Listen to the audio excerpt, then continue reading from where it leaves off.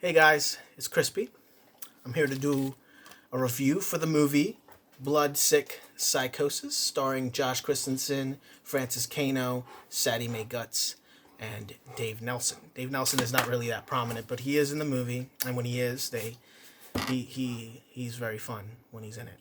And there are fun parts to this movie as well. But before I go to that, I'll explain to you what this movie is about. It is about the main character, Josh Christensen, played by Josh Christensen. He, he does drugs. He lives in South Philly. He's kind of like in that punk. He's like in that punk clique. He goes to shows.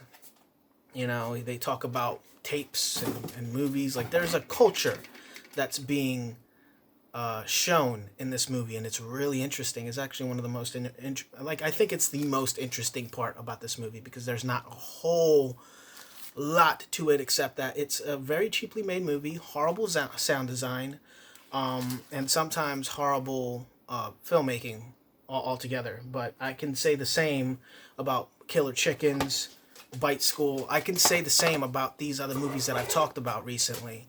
There's something about this one that it actually has a sense of narrative and a tone to it that's very interesting. And I think it is because the realism and the guerrilla filmmaking that it has, where they're actually shooting in real time in real locations where people are actually chilling, and it's not extras being used. They're just utilizing the back, like they're utilizing the event that's there, and maybe they have connections through the people that run the venues and ask, hey, can we film here? Or for example, they shoot at a like, I don't know whether it's a venue or just a chill spot in South Philly, and they shot there. They shot at the Mahoning Drive-In, and were able to do that. And they showed a film, but it was a public domain film. I think it was Psychomania.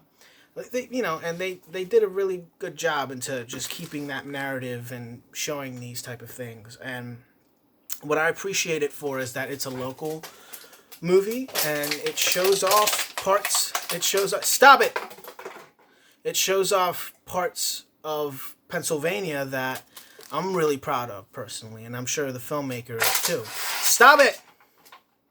Out here drawing. Sorry, that's my dog. And he's gonna do it again. Come over here. Come over here. There he is. Look at him. He's just wilding out. Wilding out over here. Just wilding out. Just wilding out. Just wilding out. Oh my god. Oh my god. He's wilding out. He's doing it. Oh my god. I'm gonna review the movie while he's doing this. So. What I appreciate about the movie is that they put parts of Philadelphia that I'm not really privy to, like the punk scene and the metal scene. They show these musics by these bands, and they're actually back here. They actually, show you that it's back here. Here's some of the shots of the movie, and it's shot all on tape. It's on VHS, so it's not clear quality. Having it on Blu-ray's probably not all that crazy. I think if you have it on DVD, it's just as fine. But or VHS, they actually release it on VHS, and I'm probably, if I can find the information, I'm gonna try to put it in the description below for you guys to be able to check it out. They showed it at the Zoe Tropolis in Lancaster. I'm aware of that. I was talking to one of the filmmakers about it back at a VHS swap meet. It's actually how I got this copy. Was at a VHS swap meet, and I got to meet some of the actors. They were selling VHSs, and I basically got this from just by chance, and now I'm reviewing it. I don't know if I got to what it's about. It's a dude. The main character, Josh Christensen, takes acid. Like that's just kind of what he does. He chills out with his friends. He takes acid, and he has a drug dealer played by Francis Kano. And he gives him like this crazy tab. Like he tells him, like, dude, like this is ultimate good shit. And he takes it, and what it actually ends up doing is leading him to insanity and to like wanting to kill people, and he just turns into a psychopath. And that's what just this kind of movie. This movie's a little bit about. There is a part of the movie that like confused me, where Josh Christensen's character goes to Francis Kano's house, and Francis tells him, hey, dude, I have this thing.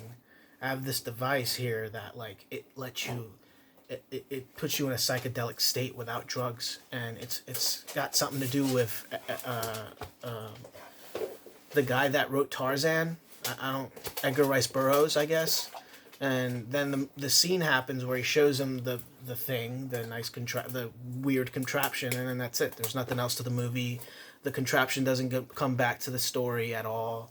Like it felt like the way that they structured that part of the movie was like they were gonna bring that back, but they literally don't. Like I'm like, okay, I guess the character just wanted to show off this thing that doesn't come back again. And it's a lot like that in the movie. There's just a lot of shit that happens, and it doesn't really pick up all that much. But at the same time, it's shot so guerrilla filmic, like let me say, like movies like, what the hell is that one called? Driller Killer, like movies like that, like Driller Killer, and I could say like Pink Flamingos, I guess, like just really, really cheap filmmaking, and it's done here, local, South Philly, and I see these people sometimes, and it's kind of cool, just to know that they're still out here making movies as well, doing their thing, and I'm really proud of them, as a viewer and lover of cinema. I like to support things like this, and I'm gonna actually come back. I'm gonna show you like what this resembles. Just give me a second, because I got it over here somewhere, if I can find it. I got it here. So when I was talking to the director about this, like this cover, I was like, yo, this reminds me of like Jess Franco's covers, or like old Yayo movie covers like this. Like, it's still sealed because I haven't fucking seen it, but like, you know, it is what it is. Jess Franco has like 50 billion fucking movies, this fucking asshole. And a lot of them are shit, but you know, they're worth watching because they just are. I'm that type of guy. So yeah, no, it's just really, it's really interesting. Like they got a lot of love for this type of stuff, and you know, regardless of the style of filmmaking that they have, they work with what they can. And this is a lot of independent movie makers out here that ain't got shit, but they still got a desire to want to make a fucking movie, and that's really important to like not only just talk about movies but make them. You know, and actually get other people to get on board with you. That is so fucking hard. You know what I'm saying? It takes a lot. You know, like to actually make a movie, that's really commendable for me. Like I respect Bruce. I respect Bruce Longo. I respect that guy right here. This motherfucker. Can't see it through the light, but I respect that guy. He's got something going on here, you know, and even though he didn't shoot with a whole lot, he made a lot with this thing, and he gave me a good impression, and I'm looking forward to what he's got going on next. From what I understand, he's on his Instagram posting saying that he's got another thing going, you know, and I'm really excited about that. You know, whenever that comes out, I'm gonna be the first one to get it, you know, if I possibly can, his next project. So, you know, other thing I have to say is Josh Christensen has like a really good leading face in this movie for some reason. And I don't know why. Like he's not a terrifically great actor, I don't think. But you know who kind of does make it work? Like he kind of has like a little. None of these people are great actors in this movie. I'm just gonna say that from the bat. But a guy that kind of caught me off guard was Francis Kano, like because he's like the lead in, like he, or how do you say, he's like the guy that tags along, or he tags along first with Josh, like just fucks with him at first, but then he starts leading because he's like a crazy guy, but they both like have this camaraderie because they both want the same thing. They want to just fucking kill people, and the scenes where they kill people are so funny because they're so ridiculous. It's fucking really dumb, but it's actually fun in a way. It's not dumb in a way where it's just like not all that creative and just boring. There isn't a lot of cleverness to it. I'm not gonna lie, but there is just like a goofiness to it that actually just keeps me interested when I was watching that movie. And throughout the whole movie, like they brought a cop in the movie, like a guy playing a cop, and he was not a fucking cop. Like like I was just like, this guy's not a fucking cop. And it was just like, wow. And they waste that motherfucker so easily. It's so funny. Like, it's just like, none of this will ever happen. And I feel if you see it more as like a psychopath's fantasy, then maybe it'll work out for you. If you want to see a movie because of its amazing filmmaking techniques, I don't think you're going to get that here. What you're going to get more of here is like very schlocky, and loose filmmaking. You know, I feel like they were just kind of doing what they do. They had plans to do things. They had plans for certain you know, they had the blood ready, the prosthetics of whatever they needed to do. There's a part where they're eating, all right, they're eating like off of a baby's head, and it's literally just a baby doll, but they're like acting like, yeah, we opened a baby's skull up, just cracked it open, and now we're dipping French fries on it and shit. Like, this is the type of ridiculousness that you're gonna you're gonna get out of this movie. And what I can best say is, movie film, watch, please, thank you. I give this movie. Oh, and by the way, I'm gonna change my ratings soon. My rating scale. It used to be 1 out of 5. I'm gonna change it to a 1 out of 10. And I guess I'm gonna just do it now because I don't fucking care. Fuck it. No one's really watching that much. I mean, you people are. Whoever's watching this channel, thank you so much. Because I don't have anything planned for you. I'm literally just in a fucking on my phone talking, and I'm talking about this. Just a bunch of psychobabble from a stupid motherfucker that just got from work and decided, hey, I want to talk about bloodsick psychosis, you know? So yeah, if you're watching this and you find this entertaining at the very, you know, in some way, I really do appreciate it. But yeah, to my rating scale, I'm going to give this a 4 out of 10. And, you know, it is what it is. I'm not even going to say, like, oh, well, it's not half bad. No, it is a little bit more than half bad. But it doesn't really matter to me. I'm not that type of critic that... I am that type of critic that if I watch something that I absolutely loathe, I will not go back to it. There was a movie that I saw called The Estate with Anna Faris and Toni Collette. It was a piece of shit.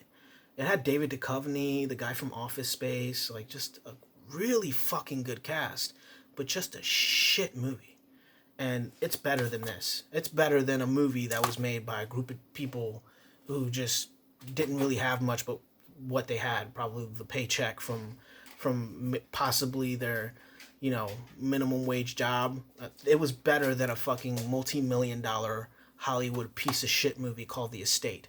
Anyway, I guess that was a short review for that, but the rating for this is a 4 out of 10. 4 bacon strips out of 10.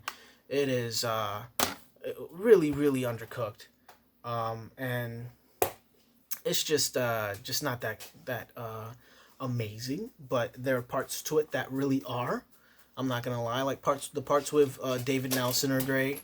The parts where they're at the concerts are really cool, because they actually authentically show this scene of punk music, metal music, garage rock, you know, and I'm down for that, you know. That was actually really cool.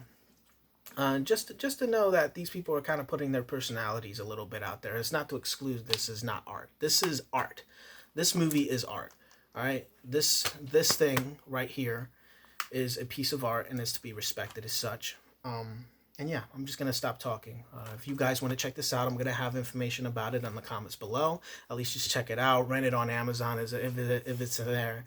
You know, give support to independent films because it's very important just to give these people, you know, a leg up, because what they do, you know, regardless if you pay them or not, I don't think they fucking care. They're gonna still do what they want to do, but it is cool to just, you know, support.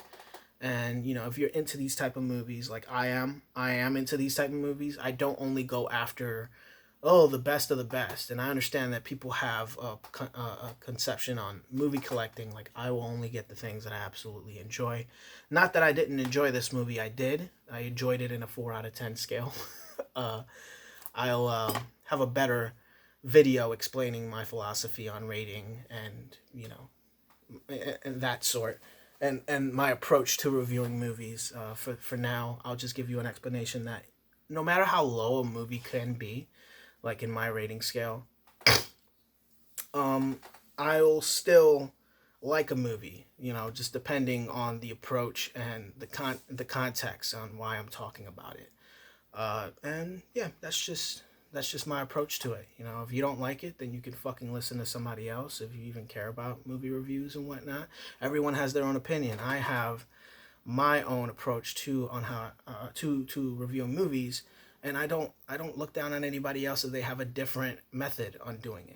Because life isn't built on your own convenience. Because people have to think like you. You know what I mean? I feel like part of is this generation. I'm talking about like my generation, millennials, and after, maybe even before.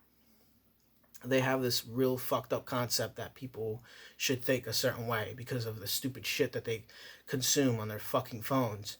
And if people don't think that way, then that's what's wrong, and it's not true. Maybe what's wrong is the pushback that you're giving on other people's ideologies. And if you think that they're acting ignorant, you shouldn't approach them in a really self-centered way. You should actually look through why people act that way. You know what I mean? I'm blathering right now, but basically I'm talking about me reviewing the movies that I like, why I like them, and I don't give a fuck about why people should think a certain way. I think the way that I do. I think a movie shit, I still have a sense of enjoyment in watching it. If I think a movie's just shit and it's not really all that great, like Pray for the Devil, I guess. No, I'm not gonna say that. Pray for the Devil was okay in a sense of just like it was funny because it was like X-Men and The Exorcist combined in a way, because they had a Professor X in that movie, which was really weird. But that's it. Like, you know, a movie like Bloodsick Psychosis would have something in the sense of you got a group of people that really have love for the punk rock culture and metal, and then, you know, I guess they just make a movie out of it, and that's what it is. So anyway, if you have seen this movie, and people that see my videos probably fucking haven't, because there's only like 50 people that watch my videos, which is fine. If you want to give it a try, or if you have seen it, put it on the comments below, and tell me what you thought about the movie. I personally thought it was a bad movie, but at the same time, it had really interesting parts to it. 4 out of 10 bacon bits, bacon strips, not bacon bits. What would 4 out of 10 bacon bits be? I don't even fucking know. Like bacon bits. It's like little bits of bacon. Probably wouldn't even be one strip of bacon, honestly. I don't think. Anyway, I don't really care about you guys. I don't. I really don't. I'm just kidding. I'm gonna stop this video. I'm fucking up right now.